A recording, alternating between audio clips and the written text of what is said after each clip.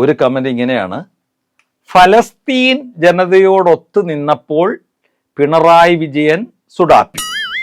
അയ്യപ്പ ഭക്തരുടെ സംഗമത്തിൽ പങ്കെടുത്തപ്പോൾ പിണറായി വിജയൻ സംഘി. NB, വ്യാഖ്യാനം ചെയ്യുന്നവരുടെ കണ്ണാണ് മാറുന്നത്. പിണറായി സഖാവിന്റെ നിലപാടിൽ ഒരു മാറ്റവും ഇല്ല. ഏതെങ്കിലും ഒന്ന് പറ. കേരളം എന്നും പലസ്തീനൊപ്പം, പാലായോടൊപ്പം എന്നല്ലല്ലോ. ജൂതന് ഇവിടെ വോട്ടില്ല എന്നും പറഞ്ഞ് കേരളം ഹമാസിനൊപ്പം എന്ന് പറയല്ലേ മുഖ്യ. വോട്ടില്ല വോട്ടില്ല, ജൂതരിവിടെ വോട്ടില്ല.